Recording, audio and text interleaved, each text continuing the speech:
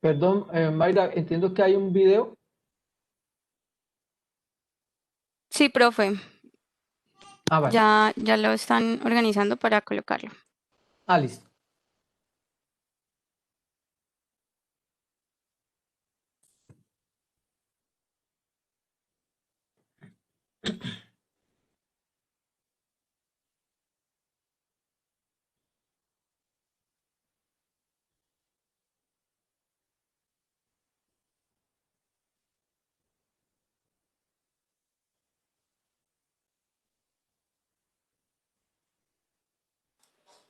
Profe, hubo una pequeña falla, entonces, no siendo más, iniciamos.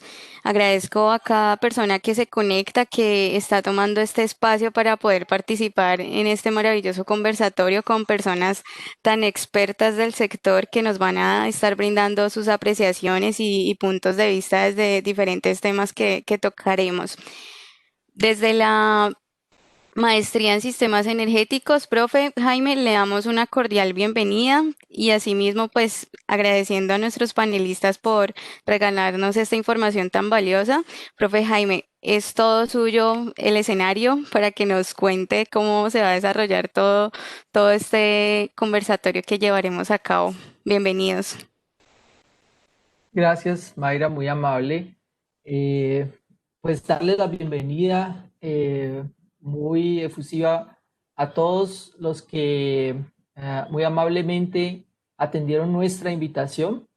Ah, para nosotros es muy grato que estén atendiendo este seminario. Creemos que es un tema muy importante, la parte de recursos energéticos distribuidos, mirándolo desde el punto de vista de nuevos modelos de negocio, ¿sí? Nuevas oportunidades para las personas que trabajamos precisamente en el área de los sistemas energéticos.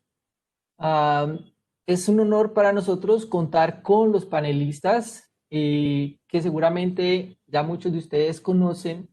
Eh, Vamos a tener o tenemos en este momento y le doy la bienvenida al ingeniero Miguel Velázquez de la Superintendencia de Servicios Públicos Domiciliarios. El ingeniero Velázquez es analista experto en energía y tiene el doctorado en la Universidad de los Andes. También tenemos al ingeniero Juan Carlos Garzón. Eh, Juan Carlos ha trabajado durante muchos años en la industria, es asesor, consultor de empresas en energía y desde hace algunos años se vinculó a la academia y trabaja como director de la maestría en ingeniería industrial de la Universidad de ICESI. Tenemos también a Luis Eduardo Aragón. Luis Eduardo es gerente nacional de la firma consultora HERS, que muy seguramente todos conocemos, ya que es una firma de consultoría que cuenta con muchos años de trabajo en nuestro país. 40 años cumplieron hace poco, Luis Eduardo. Y bueno, Luis Eduardo también es presidente del Clúster de Energía del Suroccidente Colombiano. Como moderador vamos a tener al profesor Ricardo Moreno. Ricardo Moreno es profesor de la Universidad Autónoma de Occidente, profesor de la maestría en sistemas energéticos. Es experto en la parte de mercados de energía, energías renovables, sistemas de potencia. Y bueno, Ricardo pues ha aceptado servirnos como moderador en este conversatorio. Bueno, sin más preámbulos, entonces comenzamos con el tema que nos ha unido aquí en este momento. Y adelante, Ricardo y demás panelistas. Muchas gracias, Jaime. Un saludo a todos quienes han aceptado esta invitación. Es un gusto saludarlos desde la Universidad Autónoma de Occidente y en particular desde el programa de la maestría en sistemas energéticos, en la cual desde hace varios años estamos trabajando en los temas claves del sector energético. Y el sector energético en los últimos años está en un momento de cambio, en un momento dinámico muy importante por todas las oportunidades nuevas que se reflejan tanto en el sector eléctrico como energético y que dan lugar a nuevas ideas de la organización de esa cadena energética tradicional. Y dentro de esos cambios, nosotros concebimos el tema de los recursos energéticos distribuidos como un factor clave, así como bien lo enuncia la misión de transformación energética publicada recientemente, en donde en este mapa de ruta del sector energético para los próximos años, tanto a mediano como a largo plazo, pues se concibe el rol que pueden jugar estos recursos energéticos distribuidos en procura de hacer la cadena energética más eficiente, más confiable y con la participación de lo que significa para la ingeniería los recursos energéticos distribuidos. Entonces, pues, comienzo por saludar a los colegas que han aceptado esta invitación. Luis Eduardo, muchas gracias de nuevo por aceptar este rato aquí para conversar de energía. A Juan Carlos y a Miguel, que queremos conversar un rato de energía en un formato más flexible. En el chat, yo voy a estar muy pendiente del chat para que ustedes, por supuesto, nos dejen saber sus impresiones cuando vamos avanzando con toda la conversación. Pero bueno, he hablado de recursos energéticos distribuidos, que puede uno pensarlo como generación, pero Miguel, tal vez para comenzar acá, ¿cómo definimos eso que se ha agrupado en una sombrilla como recursos energéticos distribuidos?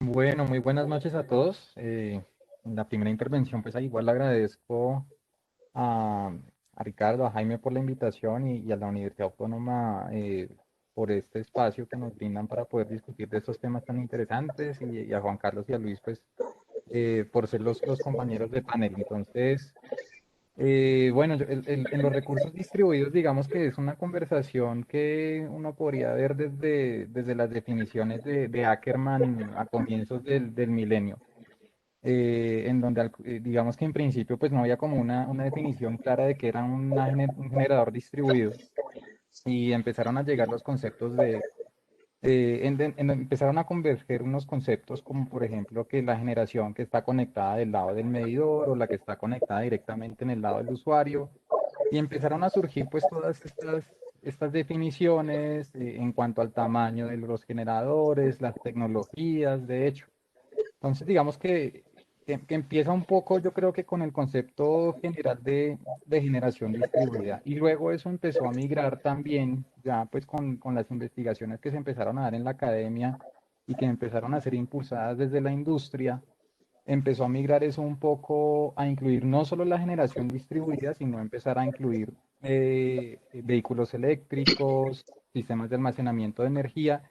Y de hecho, algo que puede ser un poco como confuso para un economista y es que la demanda se puede ver como un recurso desde el lado de la oferta. Entonces, de hecho, la respuesta a la demanda también se puede ver como un recurso distribuido de energía y según lo que las investigaciones y según los conceptos a los que se ha llegado últimamente, pues digamos que este paraguas de los recursos distribuidos uno lo podría ver ya como generación distribuida, vehículos eléctricos, sistemas de almacenamiento de energía y participación activa de la demanda o programas de respuesta a la demanda. Sí, sí, o sea, surgió como desde un tema de generación, pero claro, hoy ya reconocemos recursos energéticos como otros recursos muy interesantes. ¿Vos cómo lo ves, Luis Eduardo? ¿Cómo aprecias estas tecnologías que se están insertando pues en la red eléctrica y que llamamos recursos energéticos distribuidos? Bueno, el tema pues cobra pues toda importancia no solamente por la novedad, sino también por cómo está impactando en general pues el sector. Bien lo decía Miguel, pues que estamos asistiendo a unas oportunidades que antes pues no se habían dado de manera tan rápida. Digamos que veníamos acomodando el sistema eléctrico de una manera muy particular, muy centralizada, y aparece pues esta descentralización como un dato clave, generado o presionado también por el tema pues de descarbonización, que es pues lo que digamos que maneja o regenta el tema de la transición, ¿no? Una economía descarbonizada. Entonces eso comienza a presionar muchas cosas. Entonces hablamos de que los recursos energéticos están distribuidos, listo, ya el dato clave, descentralización. Pero esa descentralización va de la mano de la digitalización, es decir, la digitalización ha sido casualmente el motor también que facilita estas novedades, ¿no es cierto? Entonces, cobra importancia pues el tema de las smart grids. Bien lo decía Miguel, ¿no es cierto? Entonces, pues cuando hablamos de recursos energéticos distribuidos, pues estamos hablando de generación distribuida, pues entonces vendrá todo el tema de las renovables, ¿sí? Renovables pequeñas y medianas, más que el tema de la gran generación. Entonces, cobran importancia ya el tema de las microredes, porque vamos a tener que la generación que cuenta ahora ya no es la de los megavatios, sino la de unos cuantos kilovatios, ¿sí? Porque yo puedo instalar 3 kilovatios en el techo de mi casa y ya estoy diciéndole al sistema, bueno, ¿cómo vamos a hacer para los intercambios? Y allí, pues, entonces, para ello se vienen, pues, toda esta suerte de tecnologías derivadas de la digitalización. Por un lado, pues, el tema tecnológico como tal, pero adicionalmente el cómo aprovecho los avances tecnológicos casualmente para generar esa transición, pues, de que todos hablamos, transición energética que se ha venido dando pues, de manera agrupada. Miguel, pues entonces comentaba generación distribuida, la parte de la gestión de la demanda, por ejemplo, ¿no es cierto? El tema de la inteligente, ¿sí? Los vehículos eléctricos que están entrando a paso lento, pero pues seguro, ¿no? Luis Eduardo, ahora tú y Miguel han coincidido en que los vehículos eléctricos, desde un punto de vista del sector eléctrico o del sistema eléctrico, es un recurso distribuido. Explícanos un poco eso, porque un objeto que es de movilidad, pues un carro, lo traemos aquí como un recurso. ¿Cómo lo ves tú allí? Bueno, sí. En principio, porque cambia un poquito el tema de, bueno, ¿cómo voy a cargar ese aparato? ¿No? Y tengo pues las electrolineras que ahorita pues desde el año pasado, recuerden, tenemos pues una ley que salió por ahí a mediados, ¿no es cierto? Y dijo, bueno, todas las electrificadoras deben, o perdón, todos los municipios deben tener electrolineras. Y pues las electrificadoras han identificado que esto ya es un cambio, ¿sí? Y se han apresurado obviamente a habilitar ese tipo de soluciones, pero resulta que a la par de poner la electrolinera como tal viene, bueno, yo voy a cargar en mi casa, ¿sí? En la medida que ello se pueda. Y comienza eso a impactar la curva de demanda que se tenía prevista para el sistema eléctrico de potencia. Entonces, viene adicional que inclusive puedo yo cargar en otra parte y venir a traer esa batería pues, que tiene el carro y como dispongo de un inversor, etcétera, en casa, hacer un juego diferente, ¿no? Bien lo decía Miguel, el flujo de potencia lo veíamos en un solo sentido y ahorita pues esta cuestión es bidireccional y entonces vienen a darse pues una cantidad de situaciones y en particular ese tema del vehículo eléctrico comienza allí a impactar la red misma. Y como recurso energético, fíjese bien que puede uno llegar a tener que se apropia de la carga que tiene el vehículo y, por ejemplo, inyectarla para uso doméstico. Es una cuestión pues, que puede estar allí, ¿no? Ese sería como el marco en el que uno involucra a ese vehículo eléctrico pues, en el esquema, ¿no? Juan Carlos, buenas noches.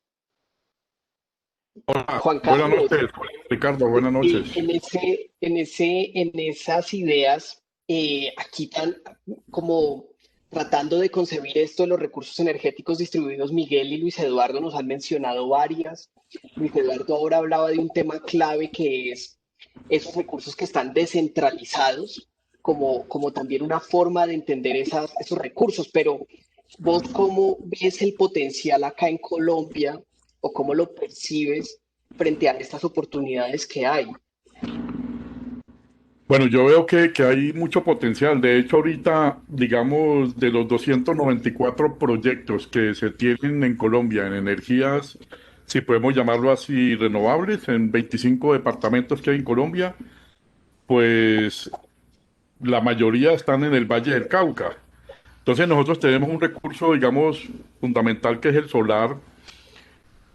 Pero hay otro recurso que no ha sido explorado. Yo, digamos, estudié hace unos 7 años, por ahí unos 6 años, hice un trabajo para Celsia y era un poco la prefactibilidad de la energía mareomotriz. Y nosotros, el potencial de energía mareomotriz en Colombia está en la costa pacífica, Ujú. ¿ok? No está en la costa atlántica. ¿Cuál es el lío allí? Que cerca a la costa pacífica, digamos que la única ciudad grande es Buenaventura. Entonces, con el tema de la generación distribuida, pues digamos que el objetivo es que la generación esté cerca a la carga, o sea, esté cerca al consumo. Eso es lo que se busca. ¿Qué pasa en la Alta Guajira? El problema es traer la energía que se produzca en la Alta Guajira con los parques eólicos. Ese es el lío. Cómo traerla con la transmisión y no solamente es el capital para invertir en las líneas de transmisión. Es como negociar con las comunidades. O sea, ya una parte de la, digámoslo así, de la socialización de los proyectos. El Valle del Cauca pues tiene un potencial gigantesco con energía solar y ahí creo que tenemos todas las posibilidades. Ok, ok, gracias Juan Carlos. Ve, y respecto al tema mareomotriz, ¿qué tal es el potencial? ¿Es factible en algún punto aprovecharlo, esta opción aquí en el Pacífico? ¿O por su misma lejanía, pues digamos, de centros de consumo, sería no tan factible? ¿Cuál fue el resultado de ese estudio? Pues, Pues a ver, te cuento, es que eso depende mucho, digamos, de los recursos que se tengan. O sea, antes de pensar en mareomotriz en la costa pacífica, tenemos muchos recursos para explorar el Valle del Cauca, pequeñas centrales hidroeléctricas, otras medianas, otras que ya pasaron por estudios, Calima 2, Calima 3, Calima 4, ya, pues cerca de la hidroeléctrica de Calima, pero pues que no dan viabilidad, por decir algo, económica. Entonces, antes de eso, pues tenemos otros recursos para explorar. Por darte un ejemplo. ¿Qué pasaría con las miles de hectáreas que tenemos sembradas en el Valle del Cauca en azúcar, donde los cañicultores reciben un ingreso anual, ojo, anual, por los kilos de azúcar que produzcan? Si yo como cañicultor, yo ya hice los cálculos, y como cañicultor me da más dinero sembrar paneles solares que sembrar azúcar. Entonces ahí comprometemos a un sector que es el sector de la agroindustria del Valle del Cauca, donde para el cañicultor, el dueño de la tierra, recuerden que los ingenios no son dueños de toda la tierra en el Valle del Cauca. Para un cañicultor es más rentable económicamente sembrar paneles solares que sembrar azúcar. ¿Qué pasa? Que ellos, estoy asumiendo, me puedo estar equivocado, pero de pronto ellos no saben qué es la energía solar fotovoltaica, cómo se negocia, cómo se comercia, cómo la puedo colocar yo al mercado. ¿Me tengo que convertir en un agente del mercado eléctrico o no me tengo que convertir? ¿O tengo que buscar a alguien que me represente ante el MEN o ante el mercado para poder vender mi energía? Pues hombre, si así están produciendo azúcar, pues también podemos producir energía solar fotovoltaica. O sea, todo el Valle del Cauca sembrado con paneles solares. Potencia en Colombia. No hay más que ya, ver. ok, gracias Juan Carlos.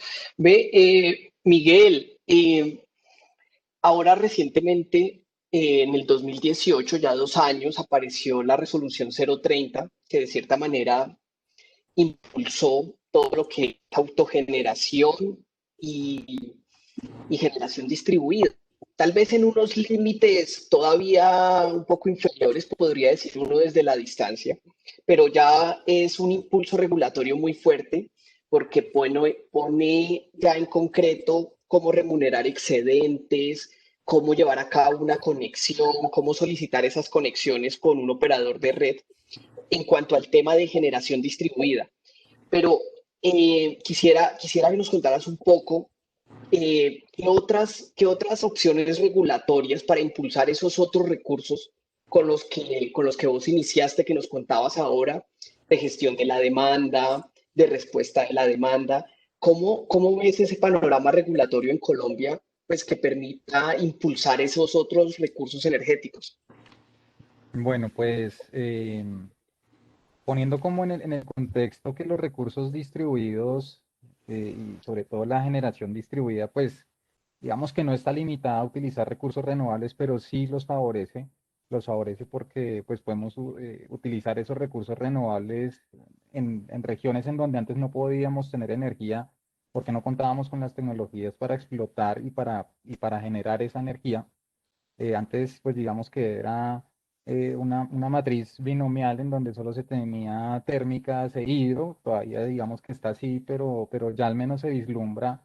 Yo creo que a partir de la ley 1715 del 2014, con la promoción de las fuentes renovables, ya se empieza como a darle un poquito de entrada. Luego de eso, un poquito antes de la 030, creo que también ayudó mucho el cambio de cómo se iba a remunerar los sistemas de distribución con la 015, en donde, en donde cambiaba la forma en remunerar a los operadores de red y la infraestructura de distribución. Y yo creo que esa le dio un cambio grande porque digamos que en principio los operadores de red estaban interesados en colocar generación distribuida, eh, pero también veían que al colocar generación distribuida, el factor de uso de algunos activos se disminuía y por lo tanto pues podían perder remuneración de esos activos que incluso podían llegar a un factor de utilización de cero. Entonces, la 015 pues permitió pasar de ese cargo regulado del price cap al revenue cap, en donde ya el operador de red no tenía que preocuparse tanto pues por la disminución del factor de uso de sus activos, y eso ya le empezó a dar un impulso. Creo que se empezó a crear como una inercia a partir del 2018 en cuanto a resoluciones que le dieran un poco entrada a estos recursos.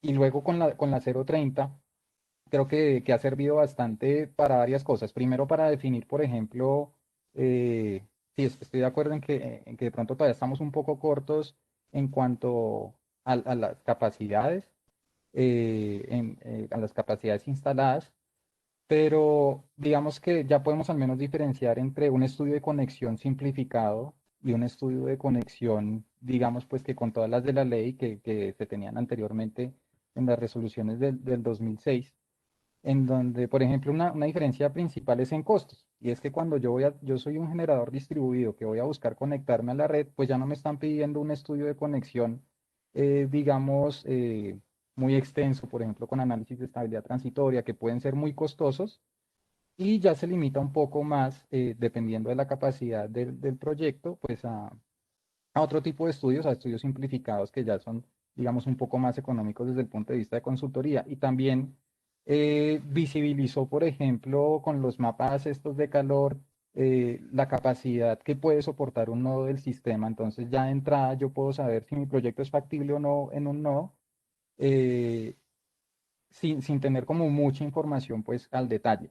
Luego de eso, luego de la 030 salió la 060, que también pues dictaminó un poco las reglas operativas que tenían que tener estos recursos, tanto solares como eólicos.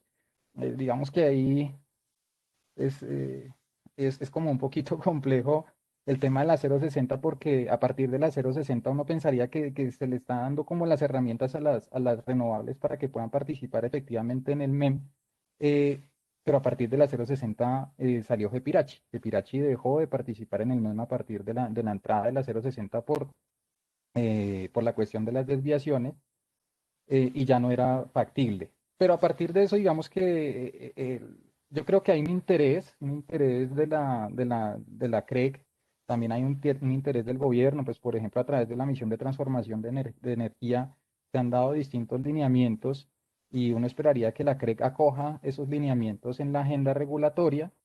Y uno ya ve también, por ejemplo, este año la resolución, la 131 de este año, que es la que ya establece cómo es la estructura de la infraestructura de medición inteligente.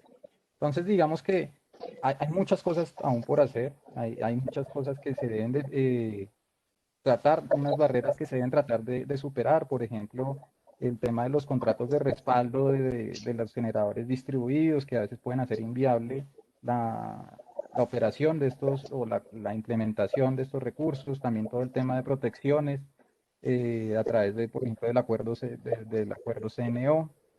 Entonces, digamos que hay muchas barreras que se deben superar, pero creo que se está empezando como a crear esa masa inercial en donde la CREC está empezando a sacar algunas resoluciones que favorecen la implementación de estos recursos y creo que en el futuro, por ejemplo, cuando ya tengamos tarifas dinámicas, cuando haya un despliegue masivo de AMI, ahí de pronto ya se puede pensar también, por ejemplo, en lo de los vehículos eléctricos como un recurso distribuido, si tenemos tarifas dinámicas y yo, por ejemplo, cargo mi vehículo a las 12 de la tarde o a las 3 de la mañana, en donde el precio es más bajito, y luego yo vendo esa misma energía a las 7 de la noche en el pico, ya ahí se me empieza a convertir el vehículo en un recurso. Obviamente los cálculos no dan, pero en la teoría se puede hacer. Entonces, digamos que yo creo que para allá vamos y que hay una masa inercial que ya se está dando y que la CREC y el gobierno en general, pues está interesado en que sigan saliendo estas iniciativas y desde la industria, pues también hay un interés fuerte en que se sigan dando. Ve, Miguel, allí has mencionado algo que me parece un punto para detallar. Has mencionado que la CREC 060 cambia la remuneración al distribuidor y parece, a ver si estoy entendiendo y siguiendo, eso permitiría, cuando se cambia esa remuneración del distribuidor, impulsaría todos estos recursos de energía distribuidos. ¿Es así? ¿Eso podría representar un impulso? Pues digamos que sí hay unos beneficios. Digamos que antes, al menos quita una barrera de entrada, y es que la barrera de entrada que antes tenía el operador de red es, ok, yo puedo poner mi generador distribuido y lo puedo poner al final de un sistema de distribución, pero al colocarlo al final, pues me va a descargar casi que todas las líneas que hay en ese sistema de distribución, se me va a bajar el factor de uso. Y con la resolución, con el reglamento que había anteriormente, al tener una disminución en los factores de uso, pues se reducía también la remuneración para el operador de red. Entonces, digamos que a pesar de que el operador de red quería, pero pues ahí veía una problemática en cuanto a su remuneración. Con la 015 entonces hubo ese cambio en donde ya no es como tal respecto a los factores de uso, sino está asociado pues ya a toda la base de activos que tiene el operador de red. Y tiene unos topes para hacer unas inversiones. Entonces, él puede hacer unas inversiones con unos topes respecto a la base regulatoria de activos que tiene actualmente. Y con esa base regulatoria de activos reconocida por la CREC y aprobada también en los planes de inversión de los operadores de red, pues ahí ya pueden tener esos beneficios. Y también, no lo había mencionado, pero pues en esta 015 también hay unos incentivos para los temas que son, por ejemplo, reducción de pérdidas, para aumento de confiabilidad del sistema, y estos beneficios pues se pueden alcanzar, por ejemplo, obviamente con el despliegue de distintas tecnologías, pero una de esas tecnologías o mecanismos pues podría ser el uso de recursos distribuidos. Ok, ok. O sea que allí sí podría verse como un impulso interesante, posiblemente. Gracias, Miguel. Ve, Luis Eduardo, ahora mencionabas el tema de las smart grids. ¿Cómo ves ya en Colombia, en la experiencia que tienen ustedes en HERS, esa oportunidad de la implementación o inserción de smart grids en el sistema? ¿Y en qué puntos? ¿Cómo lo ven ustedes? ¿Cómo lo ves tú? Bien.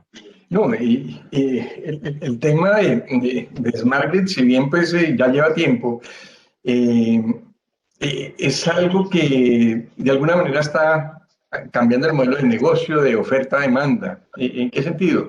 Fíjese bien que con Smart Grid yo puedo tener pues tecnologías para optimizar, ¿no? El sistema, ¿sí? Eh, Hay unos drivers pues para mejorar los temas de calidad del servicio y entonces voy mejorando pues pérdidas de eficiencia.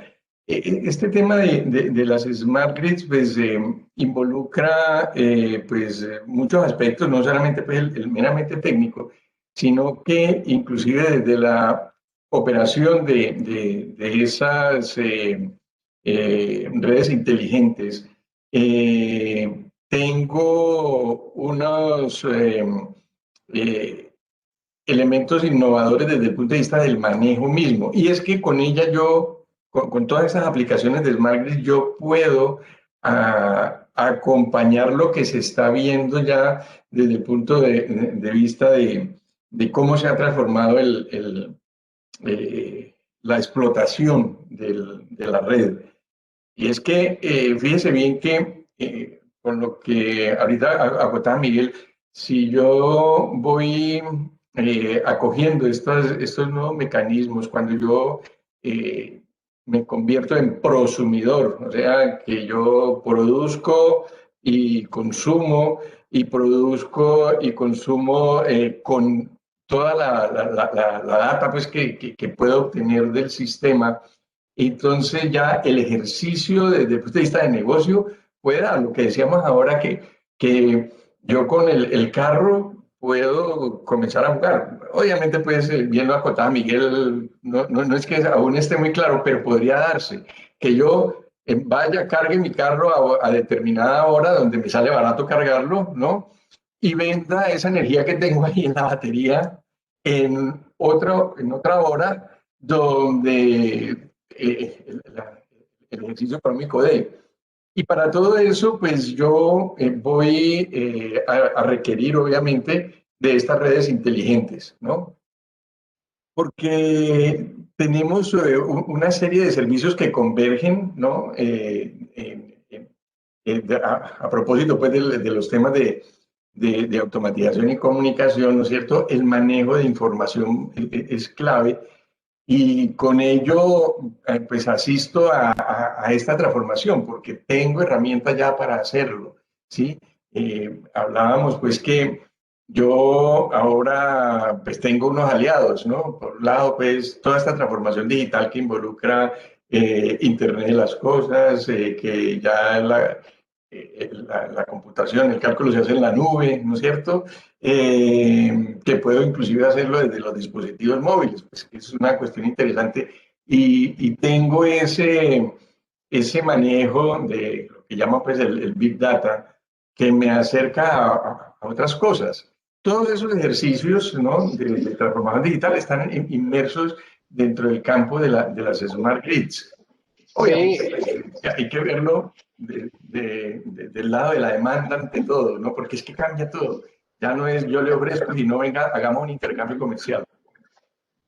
Luis Eduardo, ahora también mencionabas otro tema que cambia un paradigma y es que la ingeniería eléctrica que estudiamos, la mayoría era, como vos bien decías ahora, la energía fluía en un solo sentido, ¿no? Desde grandes centrales de producción de energía, en el caso de Colombia, hidroeléctricas enormes, y fluía hacia diferentes lugares. Y claro, vos nos hacías ver que ahora todo esto que está descentralizado, pues va a implicar un flujo en dos direcciones, que ya lo venimos hablando, ¿no? Desde hace un tiempo lo que ahora significa esto. Me gustaría que nos compartieras cuáles son los retos que hay en esos flujos bidireccionales, donde hay todavía puntos claves allí para que la operación de la red siga siendo confiable, eficiente, segura, donde los percibes. Ya, bueno, fíjate bien que ya uno puede identificar que hay algunas electrificadoras que identificaron hace un tiempo el, el negocio cambió, que ya no es, yo no vendo kilovatios hora, ¿no? Sino que estoy en un tema de intercambio de valores. Y allí pues se vienen muchos detalles. Uno, con esto de la descentralización hace pues que los clientes sean elementos activos del sistema, ¿sí? Obviamente eso requiere pues una coordinación pues importante que es la que casualmente ha comenzado a jalonar la resolución, porque inclusive hablamos, vea, ya usted puede tener contadores bidireccionales y entonces vamos a matricularnos para todo lo que es generación a pequeña escala y pues nos cogió, como dicen por allí, ¿no es cierto?, con los calzones abajo, porque está la resolución, pero bueno, ¿y el cómo lo logro? Allí viene pues un reto bien importante. Entonces, hay unas claves tecnológicas pues apalancadas en el tema de eficiencia, ¿no? De eficiencia energética, obviamente tengo que revisar bien, ¿sí? Pero ante todo viene allí el manejo de las microredes, y es que las redes como tal tienden como a desaparecer, es decir, porque yo como prosumidor casi que le digo, pues la red ya para mí pasó en un segundo plano, la necesito para venderle, ¿sí? Pero es que la red eléctrica como la concebimos también comienza a cambiar. Fíjese bien que ahora estamos hablando pues de la CREC 200 de este año, ¿no es cierto?, donde habla de conexiones compartidas y fue motivada, ¿por qué? Porque antes cada generador tenía un único acceso y no podía compartir en redes, pero porque era pensado pues en el pasado, cuando yo tenía grandes centros de generación y la generación estaba lejos del consumo, etcétera. Pero ahora hubo que cambiar ese esquema porque es que ahora yo desde mi casa puedo generar y entonces tengo que modificar un tema complicado que es el intercambio. Entonces ya hablamos de conexiones compartidas. Bueno, esos son elementos que van casualmente transformando el tema del negocio mismo.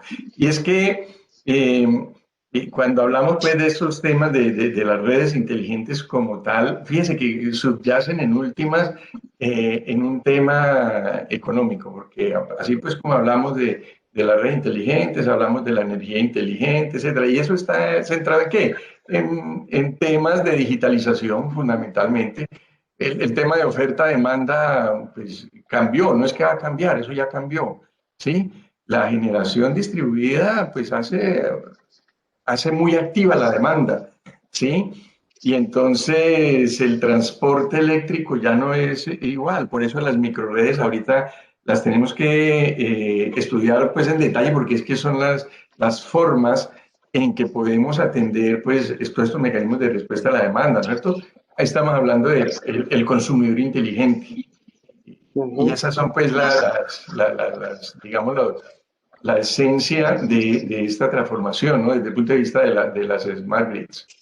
Mira que ahora que lo mencionaste y lo explicaste, el tema de la digitalización, pues recientemente apareció un proyecto de resolución en la CREC muy interesante que habla sobre un nuevo rol en la cadena energética, que claro, entendiendo la cadena energética como la entendemos hasta hoy, pues está generador, transportador, distribuidor, comercializador, pero este nuevo proyecto habla de un nuevo rol como un GIDI, que es un agente encargado únicamente de monitorear información y de Sí, guardar esa información, porque ahora lo que vos decís, vamos a tener un montón de datos de consumos, de reportes, y cómo vamos a organizar ahora todos esos datos, ¿no? Entonces ese tema es vital, ¿no, Luis Eduardo? Gracias que lo mencionaste porque vemos que pues todo esto de los recursos es una interacción de áreas, ¿no? Aquí vamos a estar hablando de monitoreo, control con los mercados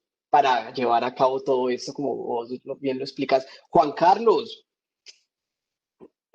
vos cómo ves el tema de esas perspectivas regulatorias? ¿Compartes lo que dice Luis Eduardo, Miguel, en cuanto a todos esos impulsos regulatorios hoy? O piensas que tal vez todavía no hay impulsos regulatorios suficientes y que podrían y que deberían desarrollarse? Pues, ¿cómo ves ese tema de impulso regulatorio? Yo creo que ese impulso regulatorio, y hay que mirar un poco lo que ha ocurrido en los demás países donde se ha estimulado, digamos, las energías renovables, pero digamos que, mira que tiene mucha, yo siento que tiene mucha influencia política, ¿ya? Ujú. Y dependiendo de la orientación política, asimismo van a haber estímulos o desestímulos para, digamos, la generación distribuida, para las energías renovables. Recordemos lo que ha pasado en España, el impuesto al sol, por ejemplo. Entonces, igual pasa aquí en Colombia. Entonces, la pregunta es, entre comillas, ¿quién hace más lobby? ¿Las utilities, las grandes empresas de energía? ¿O quién hace más lobby ante el gobierno? ¿O los que pregonan las energías renovables? ¿O los pequeños, ojo, prosumidores? ¿O los pequeños generadores de energía eléctrica? Porque recordemos que, como decía Luis ahora, pues esto es un flujo de electrones que en principio y hace mucho más de 100 años en Colombia, 1800 y pico, que arrancó la primera generación en Colombia, es un flujo de electrones que viene de las grandes empresas de energía eléctrica hacia los clientes. Ahora estamos diciendo, oiga, es desde los clientes, personas naturales, hacia la red. Entonces, digamos que hay la parte técnica, pero está la parte económica, donde la tarifa se remunera el costo de la generación, el costo de la transmisión, el costo de la distribución, el costo de la comercialización, el costo de la contribución y otros, costo de pérdidas y todo esto que se distribuye en la tarifa. Entonces, ahí viene entonces esa parte regulatoria, cómo va a ser para o desestimular o estimular que inclusive las personas naturales empiecen a producir su propia energía. Entonces yo produzco mi energía y tengo el techo de mi casa lleno de paneles solares, pero si lo voy a vender en Cali o a Celsia, te lo voy a pagar a precio de generación, a como a 100 pesos. Pero si me lo vas a cobrar, me lo vas a comprar, me tienes que pagar 400 pesos o 500 pesos. Entonces Ya. empieza a aparecer ese juego y cómo aparece el lobby allí, en esa parte, digamos, política que termina reflejándose en la parte regulatoria. ¿Qué Ve, pasó en Colombia? Ricardo. Ujú. Espérate, te cierro el tema, Ricardo. ¿Qué pasó en Dale, dale, Colombia? dale, qué pena. Dale. Primero apareció la generación de energía eléctrica y 42 años después apareció, digamos, el primer evento regulatorio en Colombia. Entonces, y como pasa en la academia, primero las empresas hacen las cosas y luego se publican. Normalmente no se publica y luego las empresas lo hacen. Igual Eso pasa es con la energía eléctrica y lo regulatorio. Disculpa, Ricardo, dale. No, no, fíjate que es que tú y Luis Eduardo han mencionado otro tema clave que son los prosumidores. Que claro, es esa oportunidad de que el usuario actual, muy pasivo como somos todos, que consumimos y pagamos una factura y ahí llega nuestra relación con la energía, pues parecería que estas tecnologías le dan ese chance, como vos decías, de tener techos aquí, paneles aquí en mi techo y bueno, y tener otra participación con la red.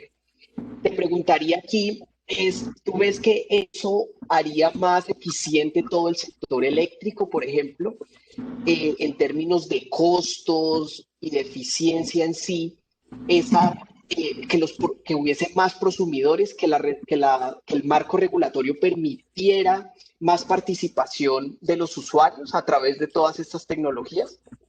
Ricardo, esta pregunta es muy interesante y yo creo que hay que darle como una visión ecléctica al asunto, o sea, una visión holística al asunto. ¿En qué sentido? No se trata de hacer más eficiente el sector eléctrico, se trata de hacer más eficiente la región, el país, se trata de hacer más eficiente las comunidades, los ciudadanos.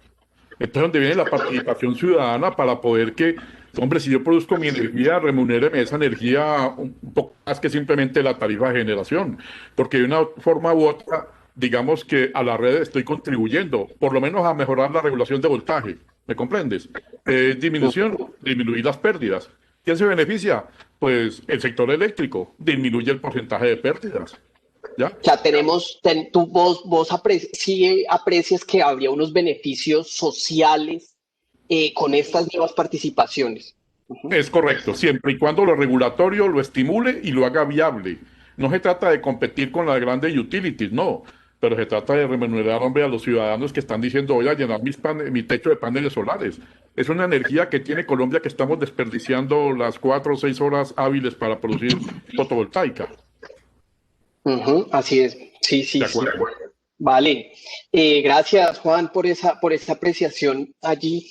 Miguel, aquí en el chat voy a acudir a vos para esta pregunta porque es una pregunta dirigida a la superintendencia. Si tú nos dirás si te es posible a esta hora, ¿no? Casi a las 8 de la noche por fuera del horario laboral, darnos una idea. Pero dice la pregunta, bueno, ¿cómo ve la superintendencia el desempeño de los operadores de red respecto a las solicitudes de conexión de proyectos de generación distribuida y autogeneradores, como los que precisamente mencionaba Juan Carlos? ¿Cómo ve la super, esas respuestas que están entregando los operadores a esas solicitudes? Bueno, pues esto, yo hago la salvedad de que este tema, pues a pesar de que es la superintendencia, yo estoy más en la parte de mercados, pero digamos que desde el punto de vista de las funciones de la superintendencia es vigilar y monitorear que todos los agentes vigilados, en este caso pues serían los operadores de red de los que estamos hablando, es que cumplan con la regulación y con todo lo que ella estipula y con la ley eléctrica. Entonces, en ese sentido, dado que la 030 pues hace parte de la ley eléctrica y de los códigos de comportamiento de los agentes, entonces, la superintendencia debe estar siempre pues monitoreando todas las funciones que allí se ponen. Por ejemplo, se pueden verificar los plazos cuando un agente, cuando un generador envía, por ejemplo, un estudio de conexión. El operador de red tiene unos plazos para poder entregar un concepto acerca de ese estudio de conexión. Si no estoy mal, son 7 días hábiles. Y a partir de esos plazos, pues la superintendencia tiene que estar revisando si se están cumpliendo, por ejemplo, esos plazos. Si no se llegan a cumplir esos plazos, el promotor del proyecto de generación, pues debe elevar la queja a la superintendencia y llegando a las pruebas, la superintendencia, pues a partir de eso ya empieza a hacer un análisis sobre el caso expuesto, sobre también la vulneración de los derechos de los usuarios y también sobre las fallas pues, que puedan tener los operadores de red en este sentido. Digamos que igual el final último de la superintendencia es velar por los intereses de los usuarios. Y pues para esto pues tiene unos vigilados sobre los cuales debe verificar todos los procesos y procedimientos que hacen parte pues de la ley eléctrica. Entonces, yo no tengo el conocimiento exacto ni las estadísticas sobre qué procesos se han abierto en la superintendencia por vulnerar la 030, pero pues dado caso que se llegaran a encontrar este tipo de comportamientos, pues sería algo de analizar. Ve, Miguel, y en ese sentido también, aquí hay una pregunta muy interesante en el chat y es, eh, desde tu perspectiva, en la CREC 030 quedó limitada la generación distribuida de la que estamos hablando acá, las posibilidades de tener paneles en el techo o de tener otros aprovechamientos. Sin embargo, la 030 lo limita a 100 kilovatios, que aparentemente luce como un número pequeño. Pues, vos crees, digamos, la pregunta va enfocada a si eso está desincentivado, o sea, no creando los incentivos suficientes para que desarrolladores de proyectos hagan proyectos de este tipo, o crees que ese número, ¿cómo lo ves esos 100 kilovatios que ha fijado la 030? Bueno, pues yo personalmente siempre he sido un detractor de que se pongan unos límites a lo que es generación distribuida. Siempre he pensado que la generación distribuida no la hacen los límites. Digamos que anteriormente se consideraba que generación distribuida iba hasta 10 megavatios, pero también nosotros podemos encontrar generación distribuida muy grande. De hecho, a nivel de 115 en Bogotá, por ejemplo, las plantas que nosotros tenemos en la cadena del río Bogotá, uno podría decir que son distribuidas porque están conectadas en el sistema de distribución y no hacen uso de la infraestructura de transmisión, disminuyen las pérdidas a nivel local, dan flexibilidad local al sistema de distribución en Bogotá, disminuyen las exportaciones e importaciones y los intercambios entre áreas. Entonces, digamos que yo en principio siempre he sido como un detractor de que uno le ponga un límite a qué puede ser llamado generación distribuida. Ahora, lo que sí estoy de acuerdo es que hay que flexibilizar. En la 030 lo hacen muy bien.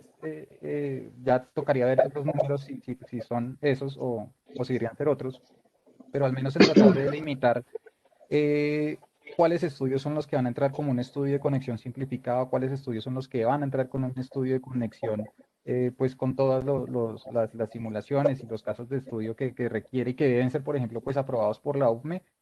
Entonces, digamos que en ese caso creo que sí es conveniente fijar esos límites para establecer a cuáles tengo que revisarlos con mayor detalle porque sé que pueden tener un impacto fuerte en el sistema y a cuáles otros no, que los debe verificar más el operador de red en un principio y luego pues tener el concepto aprobado en la UCME.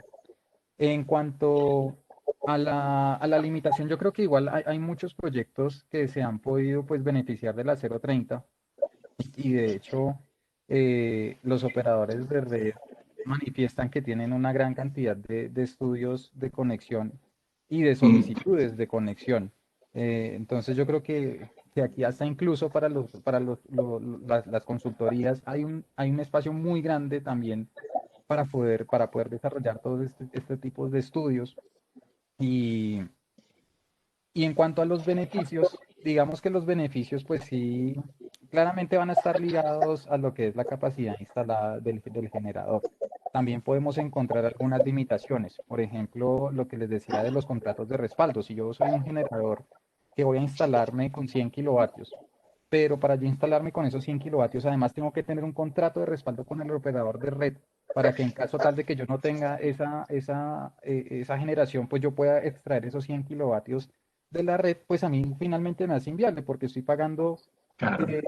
estoy pagando por dobles por la energía. Entonces, digamos que ahí es donde empezamos a ver oportunidades. De hecho, en la misión lo comentamos y es las tarifas binomio. Entonces, ya no es solo tener una tarifa por potencia o perdón, por energía, sino pasar también a tener una tarifa por potencia y por energía que podría darnos esa flexibilidad ya para proyectos que sean desde muy pequeños, inferiores a 100 kilovatios, hasta proyectos pues que sean de 5 megavatios, 10 megavatios. Eso podría flexibilizar un poco las cosas.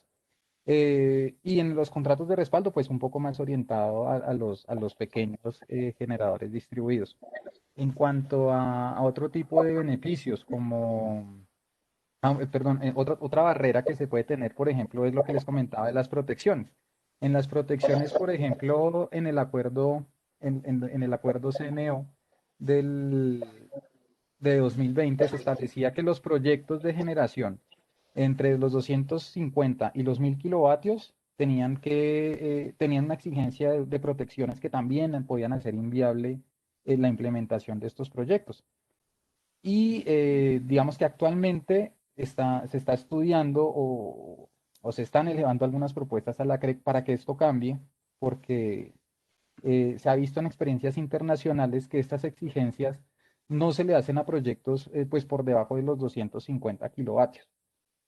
Y nosotros sabemos, por ejemplo, ahorita la pregunta que le hacías a Luis, y es una pregunta que se hace mucho en redes inteligentes y en microredes, y es cuando empezamos a tener estos flujos bidireccionales, ¿qué pasa con las protecciones? Las protecciones que han sido diseñadas inicialmente para un sistema radial, ¿qué pasaría cuando yo ya tengo una corriente de falla que es alimentada desde dos lados, o cuando un relé sensa una corriente de falla grande y otro relé me sensa una corriente de falla que es pequeña, o cuando tengo mis protecciones ajustadas para operar conectadas al sistema y cuando me voy a operación en isla, la corriente de falla en una microred o en una red inteligente que está principalmente con recursos solares, pues es casi que la corriente nominal. Nosotros pues podemos ver que los aportes en las solares es de 1.4 o 1.2 veces la corriente nominal. Entonces, digamos que empiezan a surgir todos estos tipos de cuestiones que se deben revisar y que aplica tanto para proyectos, sobre todo para proyectos grandes. Digamos que yo creo que para los proyectos pequeños, pues se ha flexibilizado un poco la entrada de ellos, al menos se les ha dicho, ya no va usted a entrar ya no tiene que hacer un estudio de conexión muy extenso, al menos en cuanto a simulaciones, a casos de estudio, eh, pero lo tiene que hacer igual. Ve, Miguel, Y pero necesitamos entiendo información. que, disculpa, entiendo que no hay solicitud de estudios, pero para autogeneración, pero si me ayudas allá a precisar, pero para generación distribuida hasta 100 kilovatios, sí hay es un estudio de conexión sencillo, pero sí lo hay, ¿no? que es el que entiendo discutes que en otros países solo se exige para proyectos por encima de 250 kilovatios Bueno, ahí sí depende también de las definiciones. Digamos que de las esa definiciones. regulación está tanto para regular las actividades de autogeneración a pequeña escala como para generación distribuida. Eh, pero ahí tocaría ver es en cuál definición entra mi proyecto. Yo creo que ahí sí, personalmente también creo que es como una falla de la CREC y es tratar de diferenciar entre la generación distribuida y la autogeneración a pequeña escala. Yo creo que es más como una cuestión de forma, como una cuestión de nombre, pero que al final, si yo tengo una generación, te voy a poner el ejemplo, de 1 megavatio, a pesar de que sea generación distribuida, pero pues yo puedo hacer el estudio y el proyecto para igual instalar mi generación, a pesar de que está por encima de los 100 kilovatios. Entonces, digamos que en el nombre puede ser, o de fondo es una generación distribuida, pero yo la puedo llamar diferente. Entonces, Ok. esa es la percepción que tengo yo, y me puedo estar equivocando, pero esa es la percepción que yo tuve cuando salió la 030. eh, y también en el sentido en que se limitaba, por ejemplo, la inyección de potencia que podía tener un generador respecto al porcentaje de demanda del nodo o al porcentaje que se tenía en cabecera. Entonces ahí ya empezamos como a limitar las cosas como no deberían limitarse. Y eso más bien debería ser eso, ahí estoy totalmente de acuerdo en que podemos limitar mucho la explotación eficiente de recursos. Por ejemplo, si yo tengo un alto potencial por ejemplo, de instalar una generación solar o una generación eólica, y que por la limitación de potencia yo no le pueda entregar esa energía al sistema, sabiendo que ese sistema de pronto hasta podría verse muy beneficiado por la instalación, ya sea porque se mejoran los voltajes, se le da mayor flexibilidad, se le da mayor confiabilidad, se disminuyen las pérdidas, etcétera. Pues yo creo que eso no debería estar limitado a un número, sino a un análisis que debería resultar del estudio de conexión. Entonces ahí sí Vale. estoy totalmente de acuerdo en que no debería limitarse a un número. Ok, sí. Ve, Luis Eduardo, Miguel mencionó un tema clave, ¿no? Este de las protecciones, que esto posiblemente sea un tema ahorita importantísimo por todo lo que vos comenzabas a mencionar antes de los flujos en dos direcciones, y Miguel también allí ha coincidido. ¿Qué otra opinión allí de este tema de las protecciones, que es tan importante ahora? Bueno, sí, ese es un tema simpático que trató de cubrir en parte el acuerdo 1322 de la CNO, pero viene aquí el tema de esa bidireccionalidad, de esos cambios en los niveles de cortocircuito que pues, obligan a que los ajustes tengan que ser dinámicos, ¿sí? Y digamos que por fortuna la herramienta existe. Los relés de protección numéricos pues vienen ya con esa posibilidad que se llama protección adaptativa, ¿sí? Y es que son dispositivos pues dispositivos electrónicos inteligentes, ¿no es cierto? Y entonces yo puedo hacer la programación para varios escenarios que previamente yo contemple de condiciones operativas. Entonces puedo migrar de un grupo de ajustes a otro dependiendo de las condiciones del sistema. Eso digamos que por fortuna existe pues el dispositivo con el que hacerlo. Y tengo que apalancarlo también con todo esto que veíamos ahora de la digitalización, de las comunicaciones, etcétera. Y por fortuna también pues ya se ha ido popularizando el empleo de la arquitectura de comunicación que da la IS 61850, que facilita pues ese intercambio de comunicación entre los relés mismos sin tener que ir a centros de control, sino que puedo hacer pues esos ajustes donde se está generando el cambio de condición. En ese sentido, digamos que hay esa preparación y los análisis que hay que hacer, que no mencionaba ahorita, está el tema de cómo hago el estudio del sistema de potencia.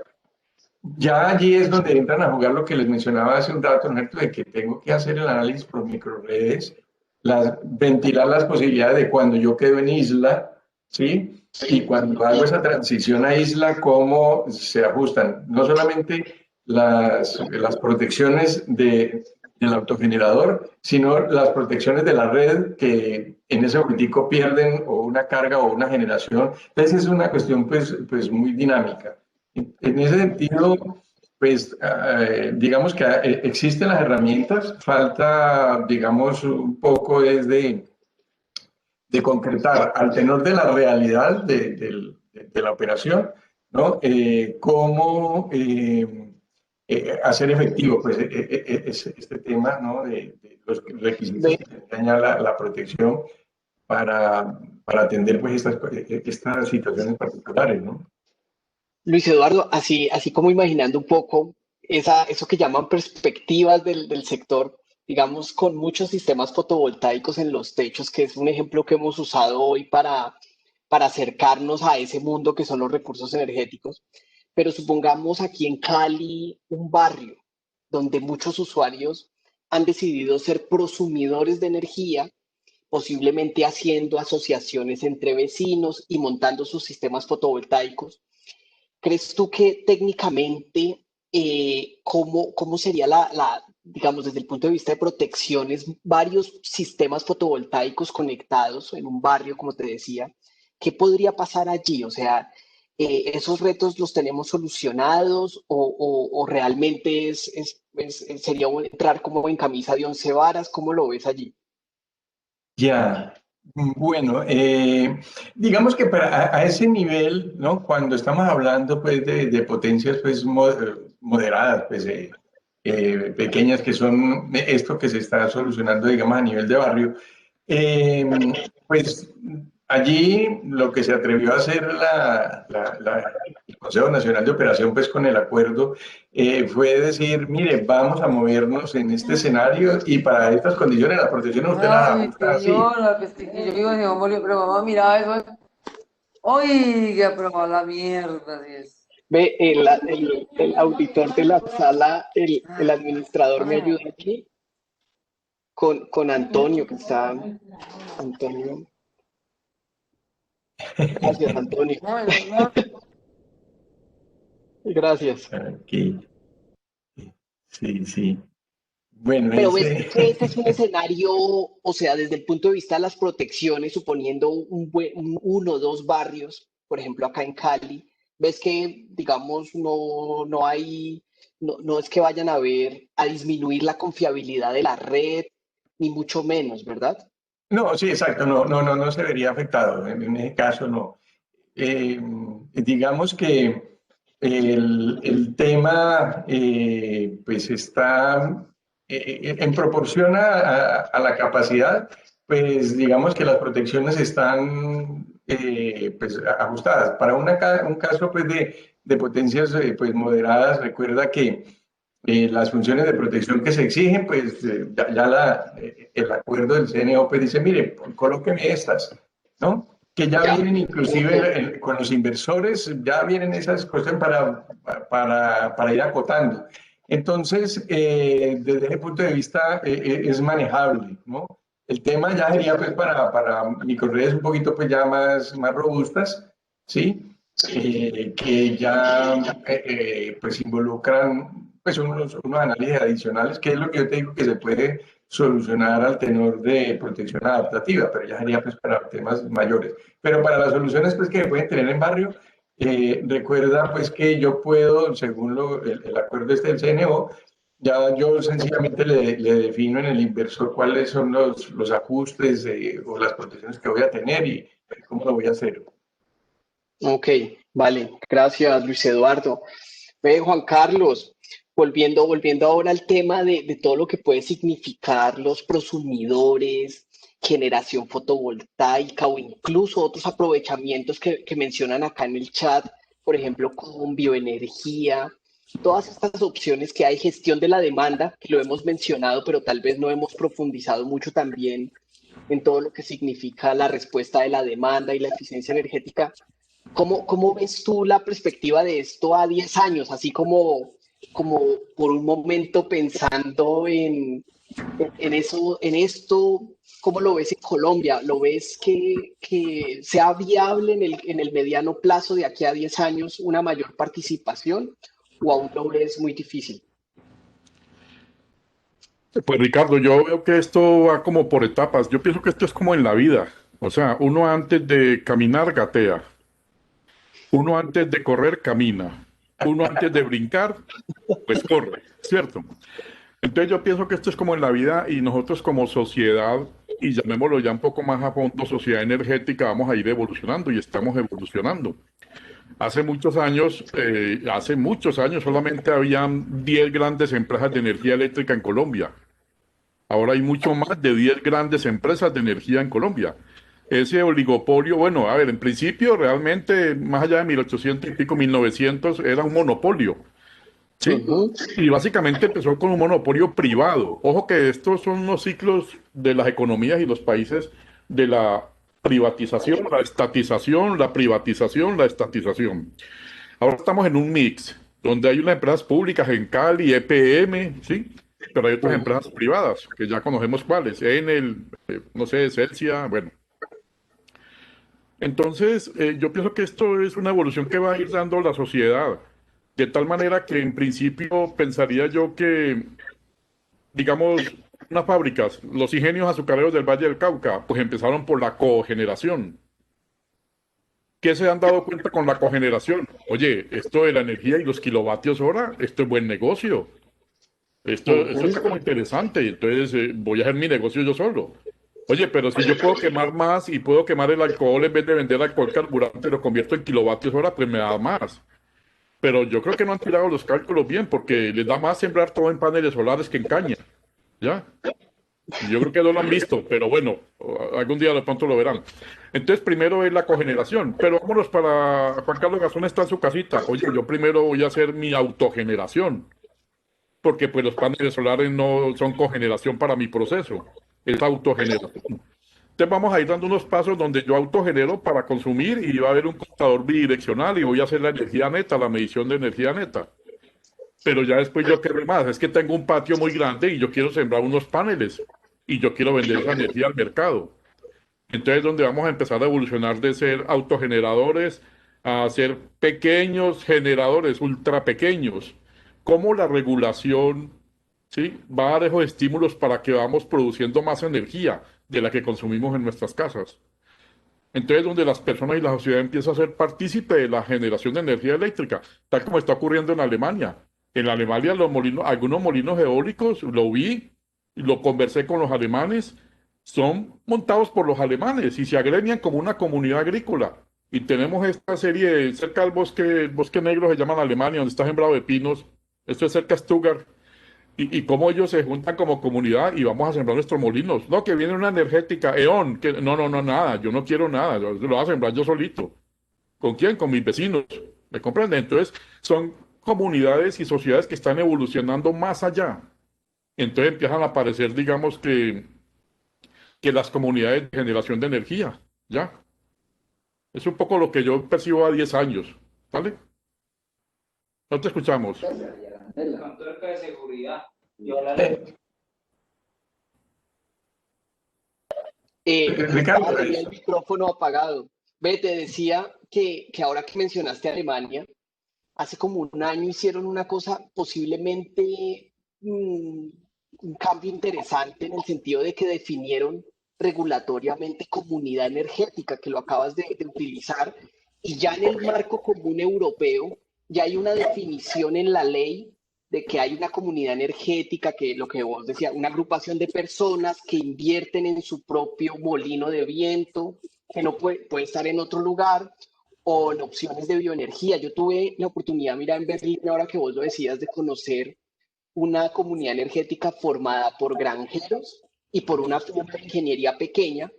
Y los granjeros ahora, los residuos del maíz, pues son parte de un proceso energético y ellos participan en el mercado, que pareciera ser eso que ellos llaman como la innovación social en la transición energética, ¿no? Una participación más activa de la ciudadanía. Uh-huh. No, Es correcto. Ah, perdón. Dale, Sí, no, dale. es correcto. No, no, es correcto. Es que la comunidad se empieza a dar cuenta que, digamos, tiene un recurso energético. Alguien lo plantea ahorita en el chat. Oye, ¿y la biomasa? Oye, pues que mira todo lo que tenemos de biomasa en este bosque. Pues oye, vamos a producir energía eléctrica. No, que es que por acá pasa el viento. Pues entonces, el cañón del Dagua, en el Valle del Cauca, el cañón del Dagua pasa viento. Hay que hacer la medición y ver cuál es el potencial eólico del cañón del río Dagua. Estoy hablando aquí del Valle del Cauca. Entonces es donde las comunidades, digamos, empiezan a insertarse en lo que es el sector energético, ¿ya? Mira, Y no dejarlo como algo ya muy etéreo, muy de las grandes empresas de energía, no. Es involucrar a la sociedad donde va a ser parte de esto. y mira que aquí en la Autónoma un colega hizo ese estudio con un grupo de estudiantes de medir el viento de Dagua, del cañón de Dagua, y sí, el potencial alcanza Claro, casi 8 o 9 metros por segundo de velocidad allí. Entonces sí hay un potencial que ya es viable, como claro, permitirían todas estas nuevas tecnologías. Ujú. total. En Roldanillo, donde se tiran en parapente, hay potencial eólico. ¿Y por qué no estas comunidades se juntan y montan un molino de 5 megavatios? Eso a platica, ¿ya? 5 megavatios, pues, a 500 pesos Mira, el kilovatio hora, ¿ya? Entonces, no, las posibilidades están. Tenemos que irnos transformando como sociedad. Y aquí es donde aparece ese triángulo entre las entidades del gobierno, la UCNE, la CRE, la superintendencia, todas estas entidades, la academia para ver cómo vamos a llevar este conocimiento a los campesinos, a los dueños de la tierra donde está el recurso, la academia y las empresas de energía eléctrica. Oye, no te voy a poner tantas trabas para que te conectes a mi red. Soy el operador de red, te voy a facilitar. Y ven, negociemos, te voy a comprar la energía. porque Ese como bien triángulo. vos decías, los beneficios son globales, son para todos los que estamos acá, pues. Los beneficios para la sociedad, para el país, para la región, para las comunidades indígenas, para las comunidades alejadas rurales, es para todos. Ya tenemos que sacar a Colombia adelante y hay que hacer esa transformación social y energética. Así es. De hecho, dice alguien aquí en el chat, dice, afirma la autogeneración residencial con baterías para estratos 5 y 6 ya es viable, por ejemplo. Claro, y es viable Yo no tengo ahora el dato, pero supongo que así es, y esto hace 2 o 3 años no era viable. Ujú. claro, Pero pero los ¿por qué? estratos 5 y 6 pagan una contribución, bueno, en fin, entonces Correcto. por allí podría estar el tema. Eso es lo que Ujú. quería decir. Te pagan una contribución, si no es un más del 20%, pero con los nuevos desarrollos, por ejemplo, que están haciendo en Australia, ahorita en Australia con Tesla, las megabaterías de Tesla para almacenar energía, se están dando cuenta que ese es un negocio lindo. Aquí ya está empezando un poco a crecer en Colombia, pero ya en nuestras residencias. ¿Y eso a qué nos llevaría a pensar? Y viene algo crítico, es a la autonomía energética, a que yo genero mi energía, me desconecto de la red. Y aquí viene el tema que plantea ahorita Luis de pronto, no sé, la energía de respaldo. ¿Sí?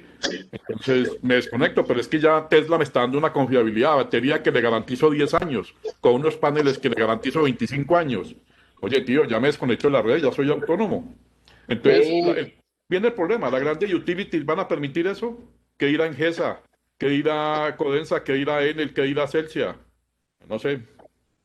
ahí está el tema. Mira que esto está por fuera del libreto del conversatorio, pero hay unos datos muy interesantes en el chat que los escribe Andrés Felipe Jaramillo. No sé si él pueda compartirnos los datos que nos está indicando por el chat. O sea, me surge la duda de si esto ya es real o son cálculos de factibilidad. Si Andrés Felipe nos pudiese dar, aclarar eso, si está por allí Andrés Felipe Jaramillo dice, yo estoy desconectado de la red con 2.4 kilovatios pico, yo supongo que es un sistema fotovoltaico y una batería de 5 kilovatios hora.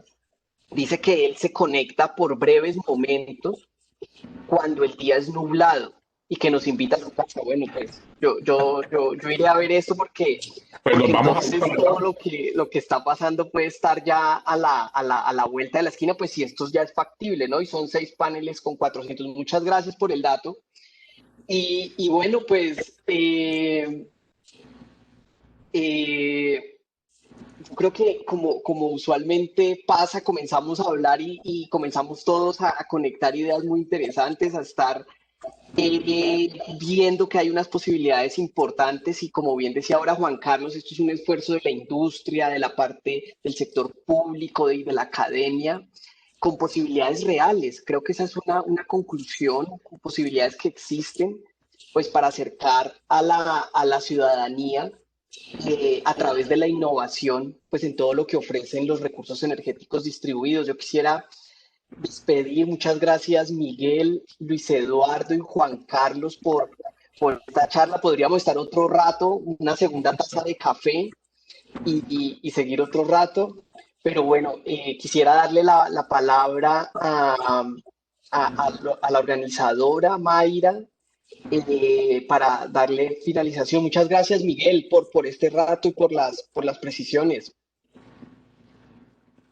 No, muchas gracias a ustedes por la invitación. No sé si pueda cerrar con una última Claro, reflexión. dale. Eh, Listo. Bueno, pues esto, ya como para cerrar un poco, una de las preguntas que nos planteábamos era cuáles eran como los modelos de negocio en donde se podían tener estos recursos distribuidos en Colombia y digamos que inicialmente era puro apalancamiento de los privados y, por ejemplo en los usuarios residenciales, ahorita como Andrés Felipe lo mencionaba, pues bueno, al final también son iniciativas de los usuarios residenciales de estratos altos y también de los usuarios no regulados que ven una oportunidad para reducir también pues el costo que tienen de la energía. Pero también se han empezado a vislumbrar otras alternativas de negocio. Empiezan a surgir, por ejemplo, para el mercado regulado, a partir de la creación del CICEP, en donde ya tenemos subastas para que los comercializadores pues compren la energía al mercado regulado. Obviamente, pues ahí ya tendría que ver cómo se adapta todo el tema de generación renovable. Tenemos los mercados anónimos que deberían estar saliendo también pronto, los estandarizados. Y también en cuanto al mercado no regulado, no sé si de pronto han tenido la oportunidad de ver, en estos días sale una subasta de renovable, de Renovatio, en donde va a buscar adjudicar más o menos 20 gigavatios hora mes y que eso corresponde más o menos a unos 130 megavatios de solar y que pueden ser fácilmente un solo proyecto de solar de 130 megavatios o pueden ser 10 proyectos de solar de 13 megavatios o muchos menos, 100 de 1.3 megavatios, etcétera. Entonces, ahí empiezan a surgir oportunidades y, por ejemplo, esa subasta puede ser un precedente para que los demás comercializadores que atienden el mercado no regulado, pues se animen a hacer este tipo de subastas. Y finalmente, podrían también, ya con la figura del agregador, los mismos recursos distribuidos hasta podrían participar en el cargo por confiabilidad y tener hasta obligaciones de energía firme, obviamente con una ENFIC razonable que pueda garantizar un agregador. Obviamente ahí sí ya no se podría ir, digamos, que un solo agente a participar con 2 megavatios al cargo por confiabilidad, pero si yo ya tengo un agregador, podría empezar a jugar con eso también.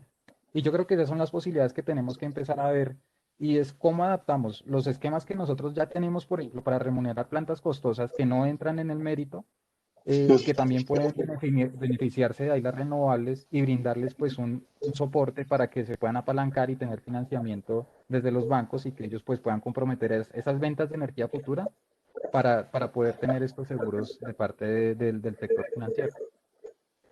Esa era la reflexión que quería hacer. Gracias, Miguel, Luis Eduardo. Muchas gracias por Bueno, el rato, por contribuir de esa manera pues los invitamos a la próxima charla que hacemos en la maestría en sistemas energéticos, qué pues bien. generamos estos espacios y además pues en la maestría llevamos a cabo varios trabajos que esperamos invitarlos a ustedes y a todos los participantes de lo que hacemos en la maestría. Muchas gracias, Luis Eduardo. Ni más faltaba, fue con mucho gusto y bueno, ahí estaremos pendientes de en qué más podemos colaborar compartiendo pues, lo que hemos logrado aprender a manejar. Vale, muchas gracias, Luis Eduardo. A ti, Juan Fernando. Carlos, también apreciar el rato que nos has ofrecido y estas ideas sobre lo que puede significar la participación ciudadana. Sí, Ricardo, muchas gracias a ustedes pues, por invitarnos. La verdad ha sido muy enriquecedor y pues sí, debemos dejarlo con más frecuencia. Creo que esto va generando ese movimiento un poco alrededor de a dónde queremos llegar a Colombia en 10 años en energía, pero energía de las personas naturales, no de las personas jurídicas. Y disculpen que no hay cámara porque no sé, tengo algún problema tecnológico, ¿vale? Está bien, gracias, Juan Carlos. Muchas gracias. Jaime, Tienes el apagado el micrófono. micrófono. Gracias. Pues no, pues disfrutando, hombre, con todos ustedes y con los asistentes, esta charla tan interesante que ustedes nos brindaron. Muchísimas gracias por su generosidad, el compartir su tiempo de descanso con su familia, con nosotros. Muy bien a cada uno de ustedes, Miguel Ángel, Luis Eduardo, Juan Carlos, Ricardo, supremamente bien llevada el conversatorio, como siempre. Eh, bueno, pues no, es como dice Ricardo, esperamos verlos muy pronto, que también pues la posibilidad de que se sigan, pues, por supuesto, con la maestría, dictándonos cursos, charlas, vinculándose como profesores, como conferencistas.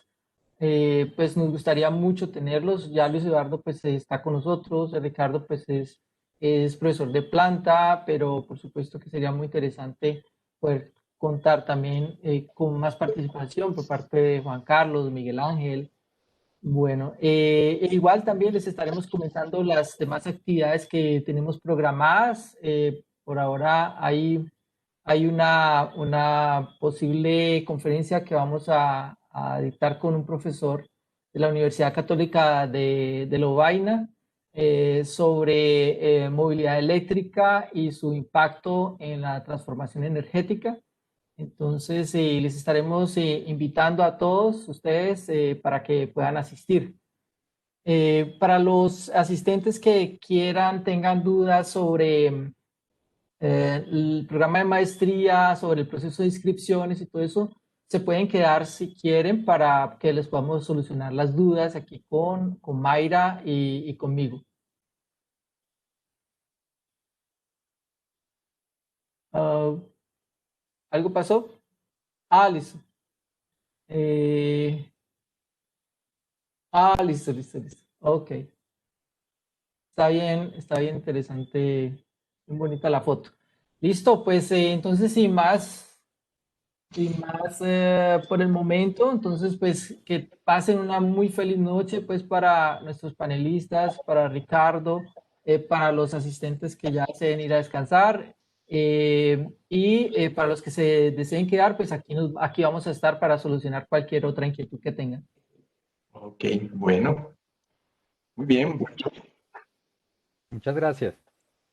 Muchas gracias, felicidades y hasta pronto. Hasta pronto. Hasta pronto. Muchas gracias, Jaime. Hasta Ok. pronto. Feliz noche para Gracias. todos. Feliz Gracias. noche. Felicidades. Hasta luego, Miguel. Gracias. Muchas gracias, profesores, y muchas gracias también a las personas que se fueron conectando. Cualquier inquietud que tengan acerca de la maestría, vamos a estar muy pendientes de poderles colaborar en todo el proceso. En el chat hemos colocado nuestros datos de contacto para que no duden en preguntarnos sobre los beneficios de descuento, los valores, inscripción, todo ya está vigente para que puedan participar de esta nueva corte que inicia en el mes de enero. Gratísimo poder tener a estos panelistas con nosotros en nuestras asignaturas, que puedan contarnos su experiencia y asimismo generar valor a través de todo ese conocimiento que se los ha dado la práctica y toda esa evolución de educación que uno finalmente la propia en lo que realiza en el sector. Muchísimas gracias. Ok, hasta luego, gracias. Bueno, ok, hasta luego. Hasta luego. Hasta luego. Muchas gracias. Los